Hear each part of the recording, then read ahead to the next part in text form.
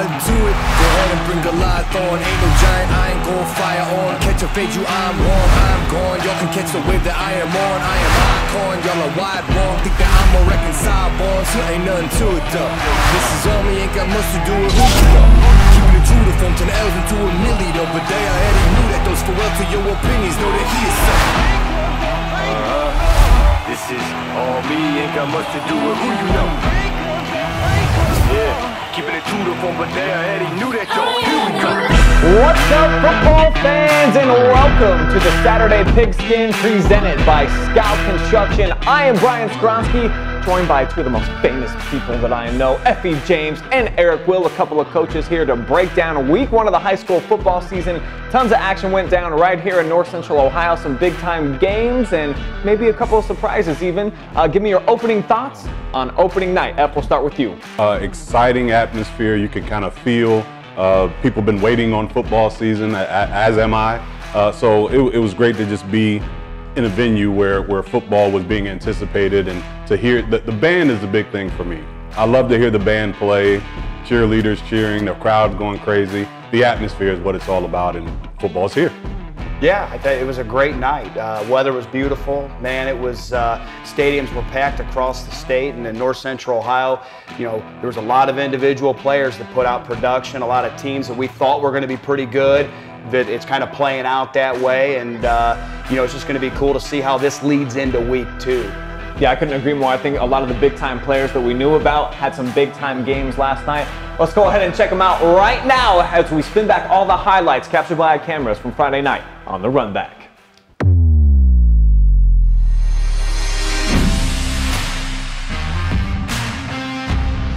Let's begin. Lake visiting Ashland from Uniontown last night. Arrows lost 4 straight to end last season. Didn't start well for them in this game either. Mitch Heilman, you're going to see here, is going to get picked off. That happened 4 times, guys, last night. How big of a killer is that? Turnovers are huge in those games, and anytime you have a quarterback turnover, it automatically changes the game as it did for Ashland. Here's Lake up 7-0, and then Drayden Houdini Owens. I have no idea how he escapes this, guys. Yeah, that's a big pile. All of a sudden, here comes number 9 emerging, breaking a couple of tackles, and then turns on the speed boosters into the end zone. Owens had 183 and a couple of scores as Lake blows out Ashland on the road, 34-7. Let's go out to Danville now. Lucas visiting a place where the Cubs haven't had much success, looking to change that one last year. And here they go on top, 7-0, getting a lead on the road. Got to be pretty nice. You got to like that, right, boys? Yeah, absolutely. You know, Lucas is known for ground and pound, but like you said, you had a hot take at the beginning of the year in the preseason, and the quarterback lived up to it, had a couple of nice throws in this we'll get to game Logan as well. Nicewander here in a minute. Here's the Cubs D, though, coming up with a key interception, and there is the senior quarterback hooking up with Ethan Sauter for the touchdown grab.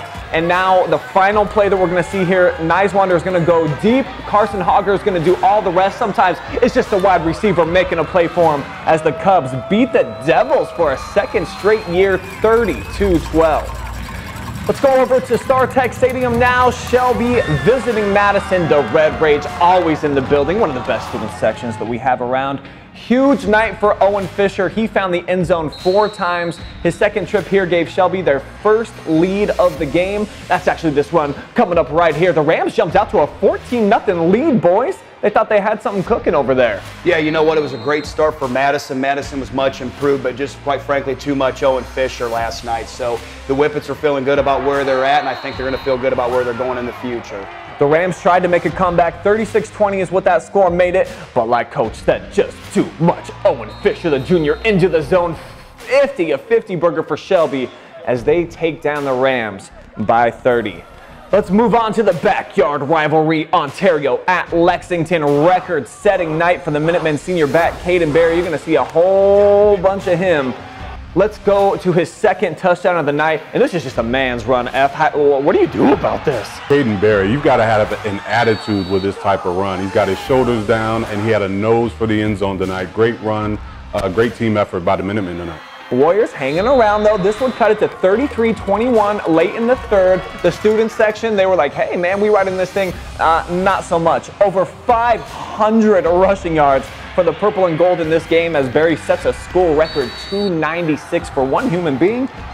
Lexington rolls 47-21. Huge playoff points up for grabs last night at Arlen Field, our final highlight of the night. Effie, you were there. Clay Caudill, we've been talking about him a little bit. Was he going to step up this season? Well, he would right here early. Well, the atmosphere was set for the Tigers. Clay Caudill, big catch here in the first quarter, really set the tone for the Tigers. And from this score, it would turn out to be huge for them because they did struggle a little bit on offense. Yeah, monster play, 53-yarder there, but the Truckers answer with a monster play of their own just before the half. Jake Summers picks off Can Todd, and he could go all the way, streaking in for 6. It was 14-10, but the Tigers, D, man, they were awesome last night. Unblockable up front were the Tigers' front four. Cyrus Ellerby seals the win with a 40-yard interception return to the house as the Tigers win it 21-10. The only Richland County team not pictured there, the Clear Fork Colts, they looked pretty good last night. 56-0. They trampled Fredericktown. So 21 straight for them. They look good. Who impressed you, gentlemen, most, though, from Friday night? You know, for me, being at the Shelby game, two things. One was a team, Madison, I thought was much improved. You know, it was one of your hot takes to start the season, right, and you were right on. I think they've established a pretty good running game. I think they found their quarterback. They got a nice junior quarterback who has a really nice ball. They were actually very successful in the pass game as well. I think that they build confidence. And when you see the 50-20 score, it wasn't indicative of how that game actually went. That was a very tight game throughout. And then obviously, you know, McGuire Albert for Shelby had a nice game. They had a sophomore wide receiver, Blaine Bowman, that looked the part, did a really nice job. And then obviously Owen Fisher. Owen Fisher is going to be one of the players you're going to be hearing about all year through, you know, as we move through the season. He's going to be a guy that we're going to be talking about week in and week out. Yeah.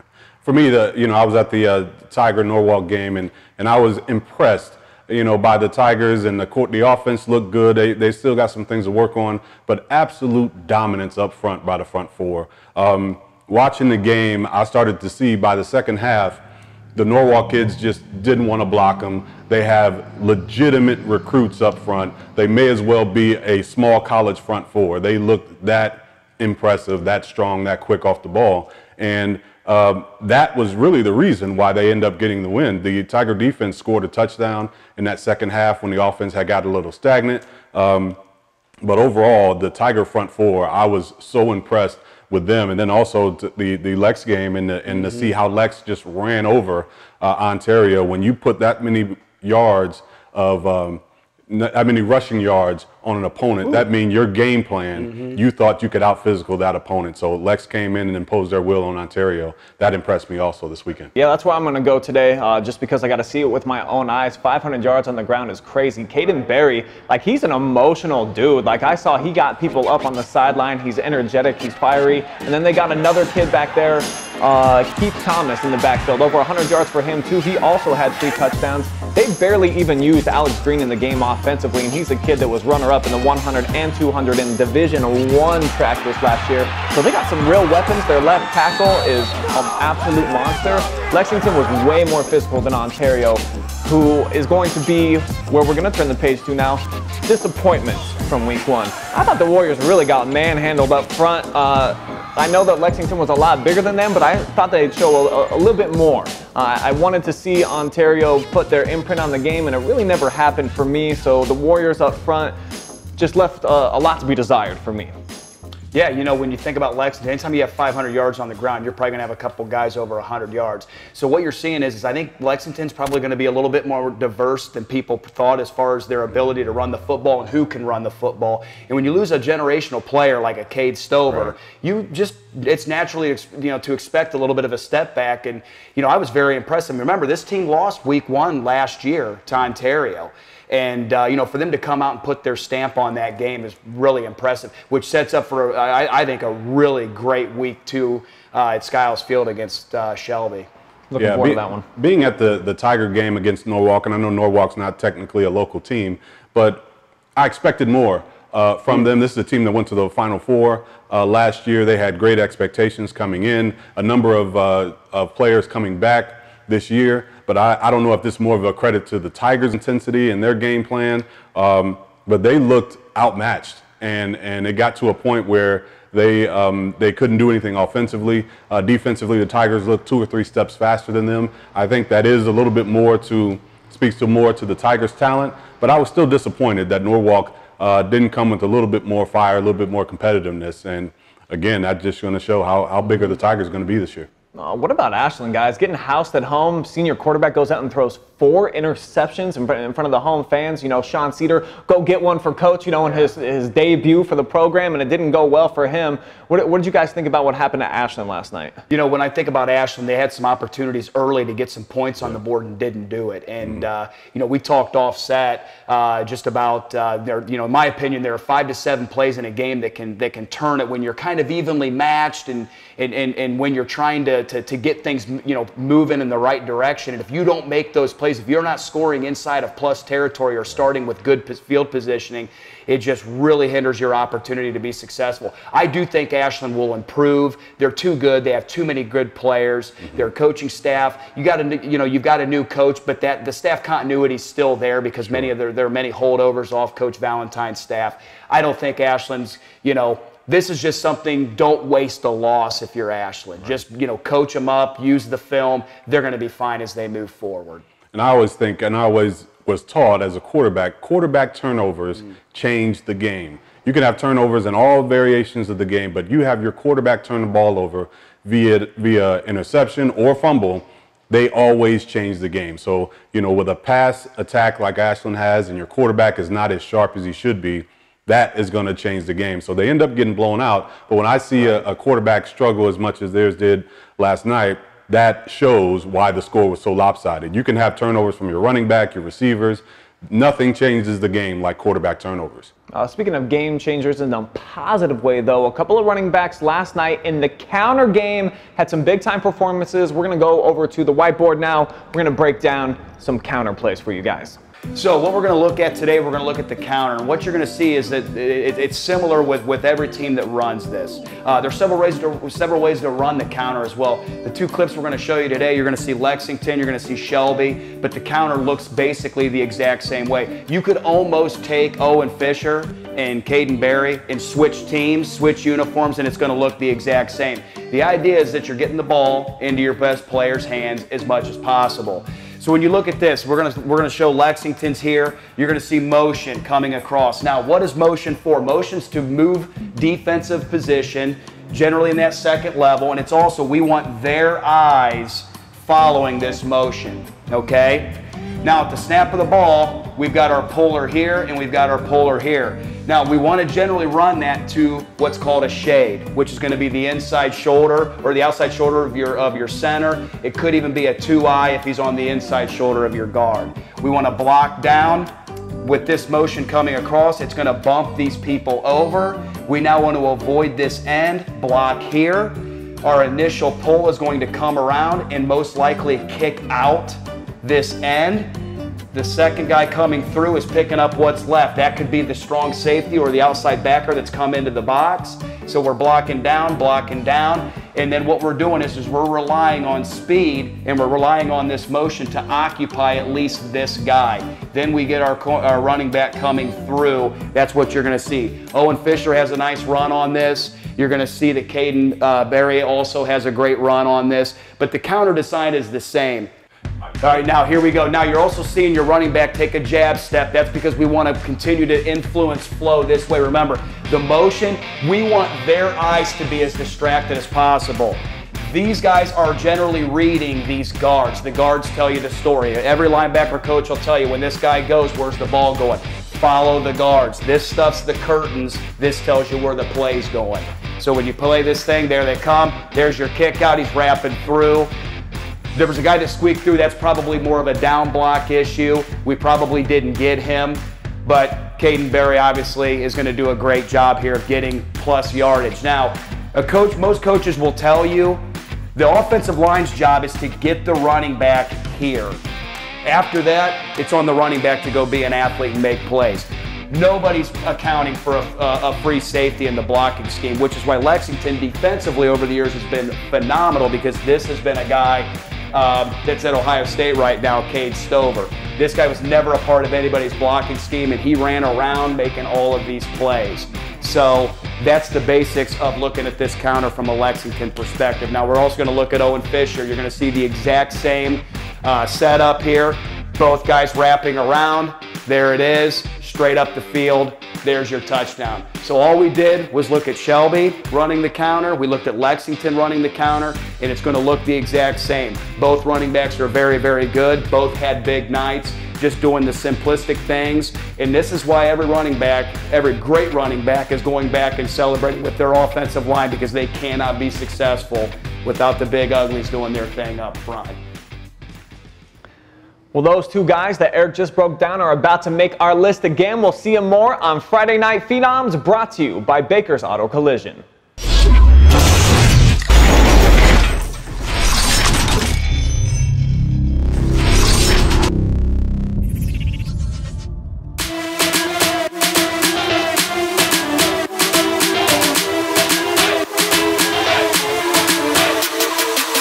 Let's begin where we just left off. Owen Fisher over at StarTech Stadium, the Shelby Junior running back. Just a special night. Coach Will, you got to see him out there in person. Dude just lit up the Rams defense all night. They couldn't contain him. Yeah, he was in the teens. I don't know exactly what the touches were, but I think he's right around 220 yards, very productive. Anytime you can average over 10 yards a carry, have 4 scores, that's a nice way to introduce your season as a junior. So, that's something to build on for him in that offense. And what it does is it allows you to be, dual dimensional or dual threat. So now you're going to be able to, that's going to open up the passing game. We've got this on film now. So now you've got to make a conscientious effort to try to stop him. So that should also help that Shelby passing attack as well. Speaking of the passing attack, how about Logan Nicewander, my dude that I feel like is going to have a big-time breakout year for Lucas at the quarterback position. The numbers don't really blow you away what he did last night, but he made some big plays, a couple of nice touchdown tosses. But what's the most important stat when you're a quarterback? Wins, coach. You got to win on the road. Absolutely. Logan Nicewander, again, and the stats may not blow you away like you say, but if you're playing at Lucas and you got those type of numbers as a quarterback, that is huge, and it's only going to grow. And as Logan Nicewander gets more comfortable passing the football, that Lucas offense is going to get bigger, and they can still run the football. They still are Lucas. So, I look forward to them having another great season this year under Logan Nicewander. Let's get back to the boys from the whiteboard breakdown. Caden Berry, the Lex Senior running back, he's got to make the list, setting school standards last night. 296 on the ground. 3 times he found Pater, and he just runs with fury. Erik, you see it on the film, and when I seen it in person, man, he's just a fiery dude making big plays. Yeah, he's a guy that you can rally behind. There's no doubt about it. Effort's contagious, enthusiasm contagious, and he brings both of those every night. Lexington's fortunate to have him because I think he's going to be a bell cow for them. He's going to be somebody that they're going to be latching that yoke to, man, and letting him go to work each and every week. He was pretty tired, but also the happiest he's been in a long time, beating down Ontario. Finally, we're going to go all the way out to Uniontown. When you got a big night on the road like this kid, Drayden Owens has, you got to give some respect. Almost 200 yards on the ground, 2 touchdowns, and just a workhorse. How valuable can that be on the road, setting the standard in week 1? On the road is everything, because generally your passing game is not going to be in sync when you go on the road, especially week 1. So you got to be able to lean on your running game, and Lake came in to a situation where they had to know that Ashland was going to be tough. They're going to be competitive. Defensively, they're always sound. And to be able to impose your will in the rushing game on the road is key. You're very rarely going to be able to get a win if a team comes in from on the road and is able to run the football on your defense. And that's kudos to the Lake staff and the running back for having such a great job of running the football with consistency and scoring the ball via the rush. Congratulations to all of our Friday Night Phenoms presented by Baker's Collision. So those were the top playmaking performances from Friday night, but we got something new and special for you kids at home this season. The top 5 plays of the week presented by North Central State College. In no particular order, let's dive right in.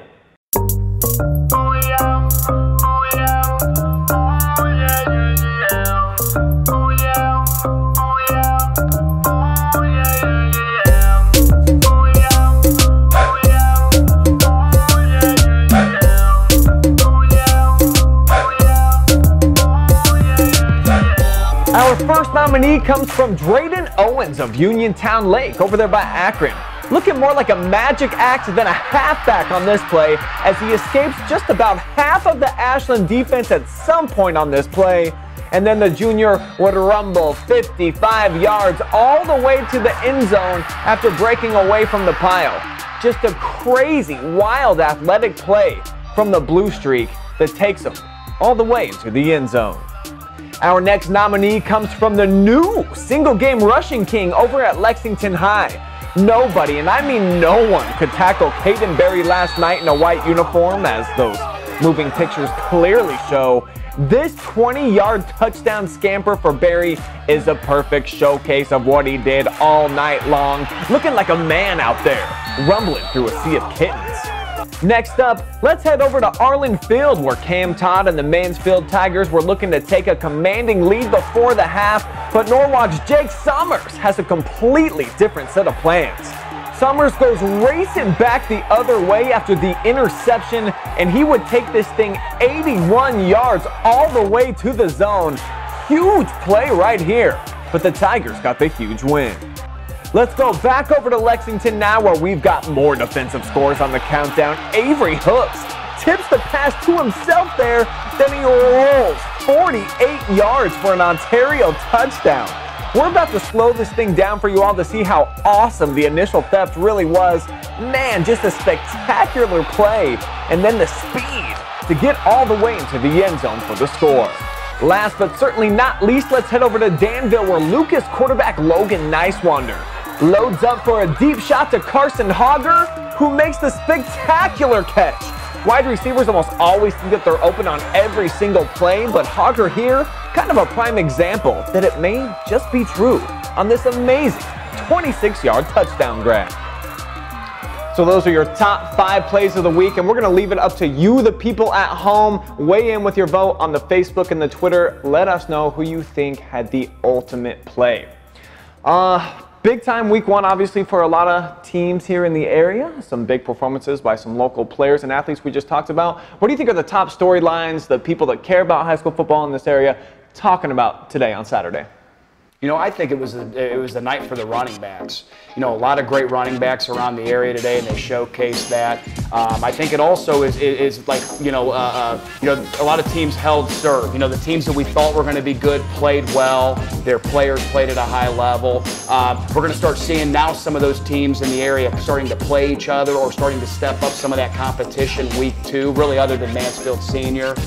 So I would say right now it was kind of the week of the running back, and then we're going to see what happens week 2, because now teams are going to start scouting and loading those boxes, so we're going to have to start seeing quarterbacks make some plays. Lots of points in week 1. You know, usually when you're in football, especially high school football, defenses are so much further ahead than offenses. So I was surprised to see the number of teams that get into the high 20s and 30s this week. So defensively, it just shows that offenses have gotten more spread out. They've gotten more creative, and coaches are really doing a great job of getting the ball in the end zone via the run or the pass. So a lot of points this week, and that makes it, for fans, a lot funner to watch football, unless you're just purists like us and we want to see the counter and great defensive play. But it was a lot of fun seeing a lot of points being scored in the area this week. Yeah, I think you got to be excited if you're a Lexington Minutemen fan this morning. You know, you got bragging rights in the area. You've seen that you got some superstars out there, at least offensively. And then early in the game, the Warriors gashed them a little bit, and then they made the corrections, and they held them in check in the second half. Also, when you look at the Clear Fork score, even though I haven't got to see any of this video, guess what? MOAC, they're back, man, and they're still kicking teams to the curb. So the Colts, man, they don't, well, they reload, I guess is what I'm looking to say. Coach Carroll's got that system running. Let's go ahead and wrap things up here. Week 2 bold predictions, boys. What are you looking forward to? What's going to happen, Erik? You know what? Just a couple things. Ashland, I want to see how Ashland responds this week. Got a tough game on the road against Clyde. You don't like losing games, but you definitely don't want to be 0-2. You know, going into the gauntlet that they have, which is the OCC, and then an area game that's going to be played right here. I'm really excited about this Shelby Lexington game, because I think Lexington's actually better than probably most people anticipated. I think right now they're playing with emotion. I think that they're using that. You know, sometimes people talk about a chip on your shoulder. They might have a big log on their shoulder, and then we're going to see how Shelby responds as well. At home for their home opener against might be one of their biggest rivals right now, with Bellevue off the schedule and some of those teams that they traditionally played. You know, Shelby Lexington might be the biggest rivalry on that schedule. You know, I'm looking at, I said I had a hot take about my team, Madison, getting a win or playing better, which I think they did, even though they were on a losing end against Shelby. So they got an opportunity against River Valley this week to get better. You know, whether they get a win or not, you know, who knows? But their opportunity is to get better this week. That's one of the things I'm looking for week 2. The other thing, Mansfield Senior now has a non-league opponent coming in for week 2, and I'd like to see how they're going to play now coming down off that high from getting the big win over Norwalk. So, you know, their season depends on how they can, you know, ride the ebbs and flows of the season. So they now played a top-ranked team in Norwalk. Right. Now you're playing a City League team in John Hay. It'll be interesting to see if their intensity level stays the same in week 2. I can tell you where it's going to be intense. Definitely over at Shelby next Friday night. I am looking forward to that one. You want to see bold, boys? How about this? The winner of that game is going to be playing in week 11. The loser is going to be staying home. That's how it's going to work out. Big time playoff points up for grabs next Friday night over at Skiles Field. Gentlemen, thank you so much for joining me on this beautiful Saturday edition of the Pigskin. And guess what? We're going to do it 9 more times. So keep it with us right here on Which Report.